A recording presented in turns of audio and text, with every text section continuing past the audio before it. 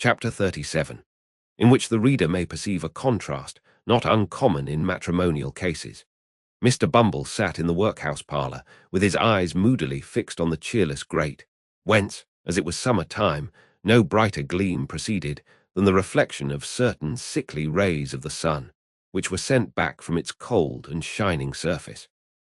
A paper fly-cage dangled from the ceiling, to which he occasionally raised his eyes in gloomy thought, and as the heedless insects hovered round the gaudy network, Mr.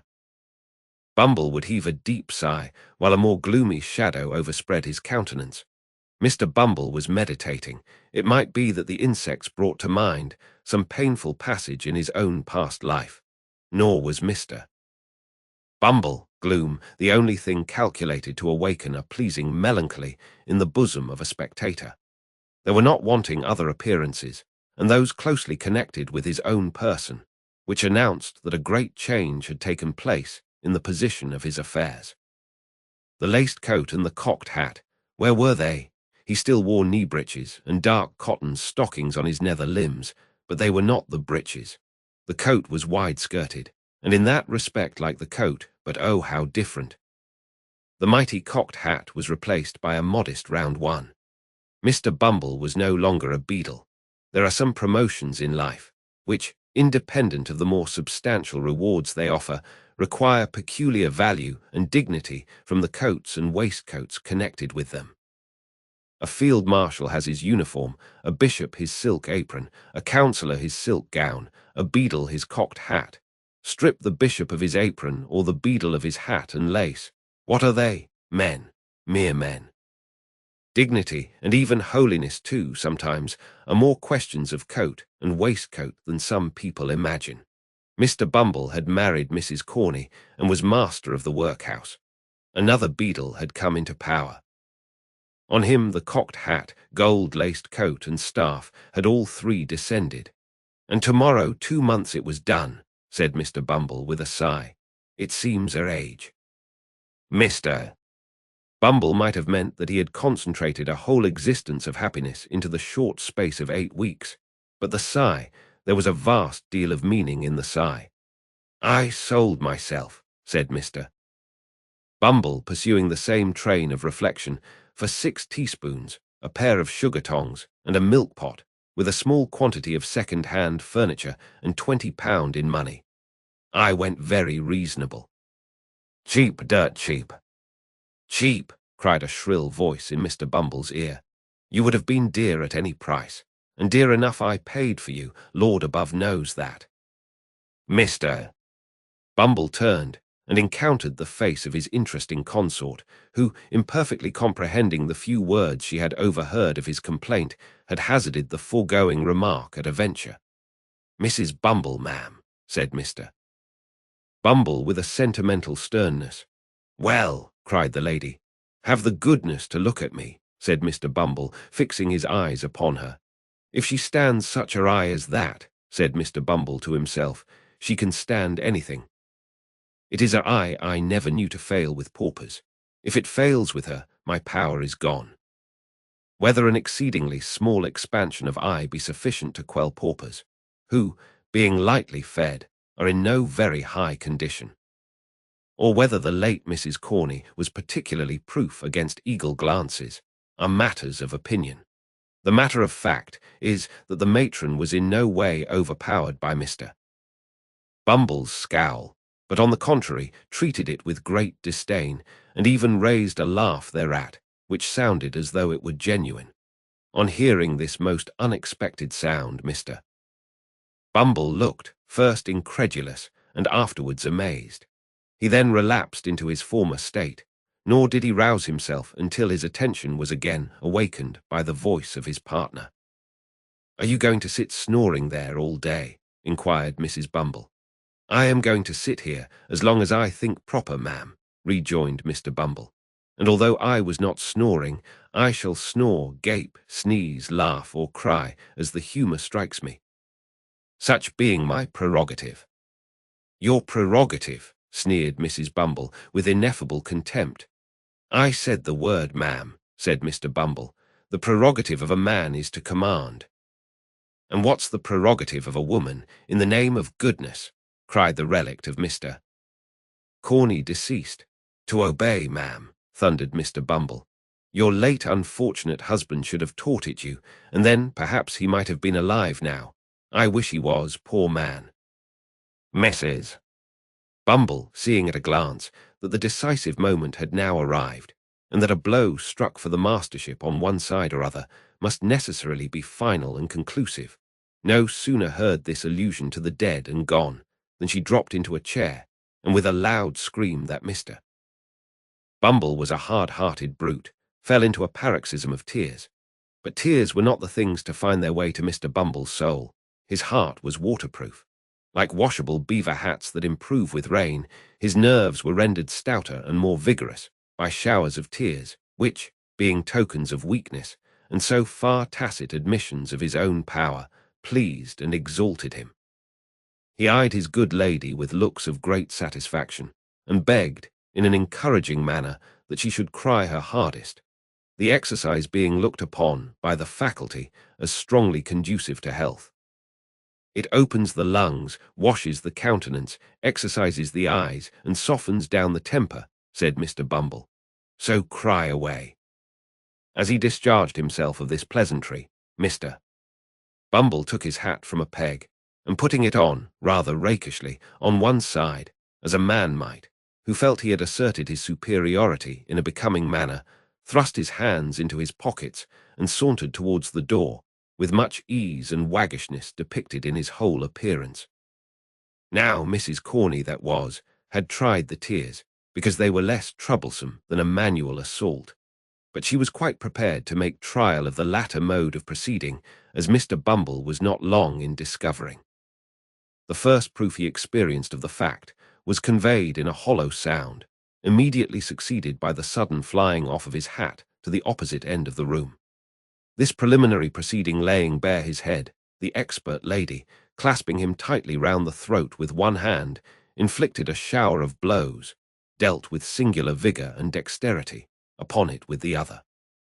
This done, she created a little variety by scratching his face and tearing his hair, and having, by this time, inflicted as much punishment as she deemed necessary for the offence, she pushed him over a chair, which was luckily well situated for the purpose, and defied him to talk about his prerogative again, if he dared.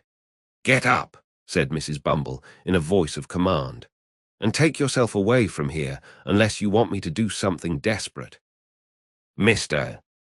Bumble rose with a very rueful countenance, wondering much what something desperate might be. Picking up his hat, he looked towards the door. "Are you going?" demanded Mrs. Bumble. "Certainly, my dear, certainly," rejoined Mr. Bumble, making a quicker motion towards the door. "I didn't intend to. I'm going, my dear. You are so very violent that really I—" At this instant, Mrs. Bumble stepped hastily forward to replace the carpet, which had been kicked up in the scuffle.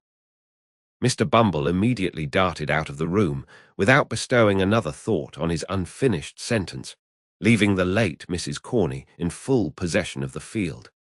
Mr. Bumble was fairly taken by surprise, and fairly beaten. He had a decided propensity for bullying, derived no inconsiderable pleasure from the exercise of petty cruelty, and consequently was, it is needless to say, a coward. This is by no means a disparagement to his character. For many official personages, who are held in high respect and admiration, are the victims of similar infirmities. The remark is made, indeed, rather in his favour than otherwise, and with a view of impressing the reader with a just sense of his qualifications for office. But the measure of his degradation was not yet full. After making a tour of the house, and thinking, for the first time, that the poor laws really were too hard on people, and that men who ran away from their wives, leaving them chargeable to the parish, ought, in justice, to be visited with no punishment at all, but rather rewarded as meritorious individuals who had suffered much, Mr. Bumble came to a room where some of the female paupers were usually employed in washing the parish linen, when the sound of voices in conversation now proceeded. "Hem," said Mr. Bumble, summoning up all his native dignity. "These women, at least, shall continue to respect the prerogative. Hallo there. What do you mean by this noise, you hussies?" With these words, Mr. Bumble opened the door and walked in with a very fierce and angry manner, which was at once exchanged for a most humiliated and cowering air as his eyes unexpectedly rested on the form of his lady wife. "My dear," said Mr. Bumble, "I didn't know you were here." "Didn't know I was here," repeated Mrs. Bumble. "What do you do here?" "I thought they were talking rather too much to be doing their work properly, my dear," replied Mr. Bumble, glancing distractedly at a couple of old women at the wash-tub who were comparing notes of admiration at the workhouse master's humility. "You thought they were talking too much," said Mrs. Bumble.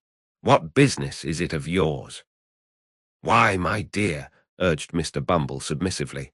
"What business is it of yours?" demanded Mrs. Bumble again. "It's very true, your matron here, my dear," submitted Mr. Bumble, "but I thought you mightn't be in the way just then." "I'll tell you what, Mr. Bumble," returned his lady, "we don't want any of your interference. You're a great deal too fond of poking your nose into things that don't concern you, making everybody in the house laugh the moment your back is turned, and making yourself look like a fool every hour in the day. Be off, come." Mr. Bumble, seeing with excruciating feelings the delight of the two old paupers, who were tittering together most rapturously, hesitated for an instant. Mrs. Bumble, whose patience brooked no delay, caught up a bowl of soap suds, and motioning him towards the door, ordered him instantly to depart, on pain of receiving the contents upon his portly person. What could Mr. Bumble do? He looked dejectedly round and slunk away, and as he reached the door, the titterings of the paupers broke into a shrill chuckle of irrepressible delight. It wanted but this. He was degraded in their eyes. He had lost caste and station before the very paupers. He had fallen from all the height and pomp of beadleship to the lowest depth of the most snubbed henpeckery. "All in 2 months," said Mr. Bumble, filled with dismal thoughts. 2 months. No more than 2 months ago, I was not only my own master, but everybody else's, so far as the parochial workhouse was concerned. And now, it was too much, Mr. Bumble boxed the ears of the boy who opened the gate for him, for he had reached the portal in his reverie, and walked, distractedly, into the street. He walked up one street, and down another, until exercise had abated the first passion of his grief. And then the revulsion of feeling made him thirsty.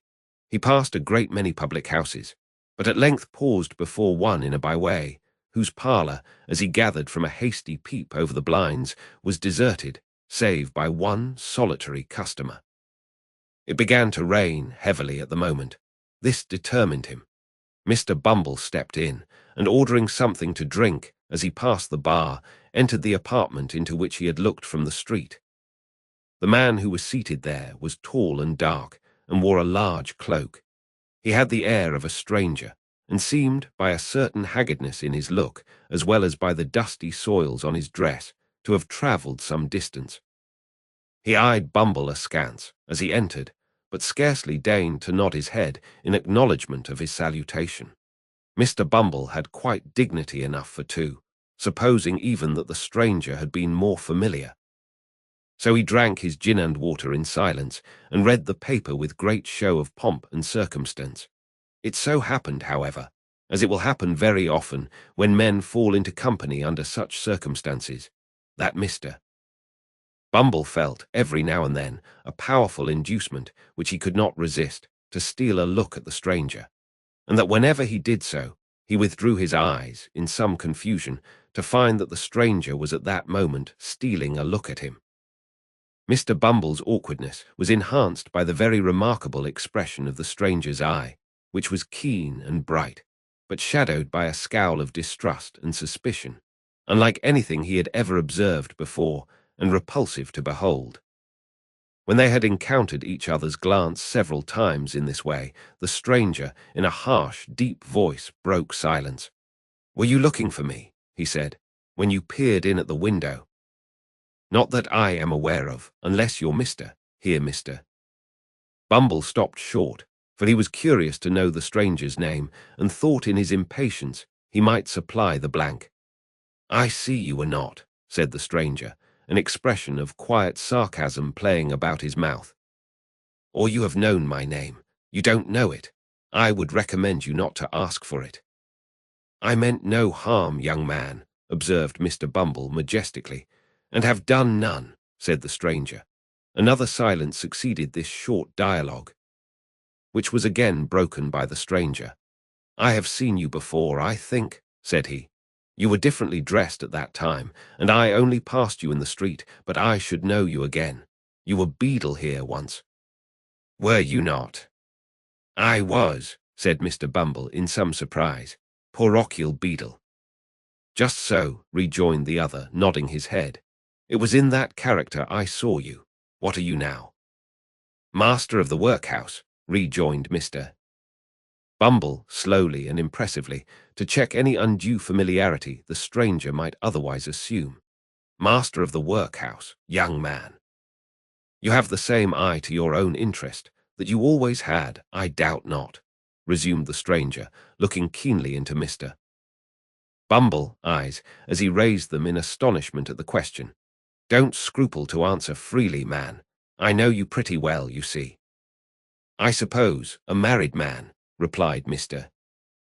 Bumble, shading his eyes with his hand, and surveying the stranger from head to foot in evident perplexity, is not more averse to turning an honest penny when he can than a single one. Parochial officers are not so well paid that they can afford to refuse any little extra fee when it comes to them in a civil and proper manner. The stranger smiled and nodded his head again, as much to say he had not mistaken his man, then rang the bell. "Fill this glass again," he said, handing Mr. Bumble's empty tumbler to the landlord. "Let it be strong and hot. You like it so, I suppose?" "Not too strong," replied Mr. Bumble with a delicate cough. "You understand what that means, landlord," said the stranger dryly. The host smiled, disappeared, and shortly afterwards returned with a steaming jorum, of which the first gulp brought the water into Mr. Bumble's eyes. "Now listen to me," said the stranger, after closing the door and window. "I came down to this place today to find you out, and by one of those chances which the devil throws in the way of his friends sometimes, you walked into the very room I was sitting in, while you were uppermost in my mind.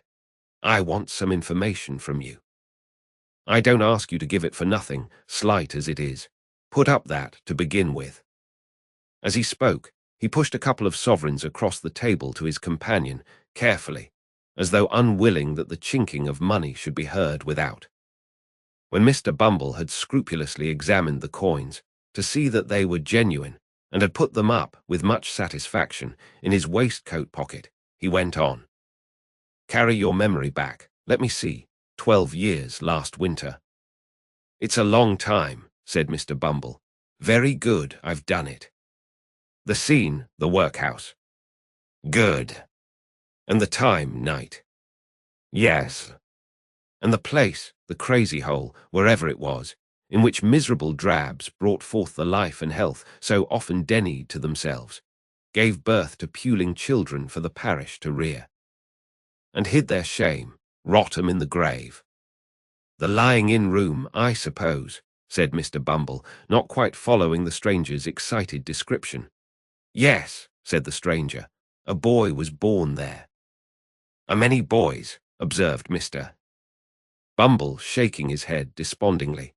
"A murrin on the young devils," cried the stranger. "I speak of one, a meek-looking, pale-faced boy who was apprenticed down here to a coffin-maker. I wish he had made his coffin and screwed his body in it, and who afterwards ran away to London, as it was supposed." "Why, you mean Oliver?" "Young Twist," said Mr. Bumble. "I remember him, of course. There wasn't a obstinater young rascal." "It's not of him I want to hear. I've heard enough of him," said the stranger, stopping Mr. Bumble in the outset of a tirade on the subject of poor Oliver's vices.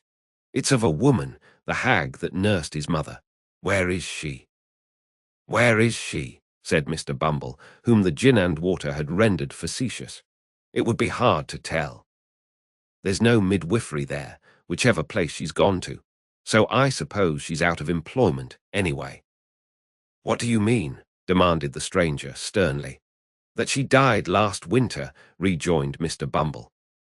The man looked fixedly at him when he had given this information, and although he did not withdraw his eyes for some time afterwards, his gaze gradually became vacant and abstracted, and he seemed lost in thought. For some time he appeared doubtful whether he ought to be relieved or disappointed by the intelligence, but at length he breathed more freely, and withdrawing his eyes, observed that it was no great matter. With that he rose, as if to depart. But Mr. Bumble was cunning enough, and he at once saw that an opportunity was opened for the lucrative disposal of some secret in the possession of his better half. He well remembered the night of old Sally's death, which the occurrences of that day had given him good reason to recollect, as the occasion on which he had proposed to Mrs. Corney, and although that lady had never confided to him the disclosure of which he had been the solitary witness, he had heard enough to know that it related to something that had occurred in the old woman's attendance as workhouse nurse upon the young mother of Oliver Twist. Hastily calling this circumstance to mind, he informed the stranger, with an air of mystery, that one woman had been closeted with the old harridan shortly before she died, and that she could, as he had reason to believe, throw some light on the subject of his inquiry. "How can I find her?" said the stranger, thrown off his guard, and plainly showing that all his fears, whatever they were aroused afresh by the intelligence. "Only through me," rejoined Mr. Bumble. "When?" cried the stranger hastily. "Tomorrow," rejoined Bumble. "At 9 in the evening," said the stranger, producing a scrap of paper and writing down upon it an obscure address by the waterside in characters that betrayed his agitation. "At 9 in the evening, bring her to me there. I needn't tell you to be secret. It's your interest." With these words, he led the way to the door, after stopping to pay for the liquor that had been drunk.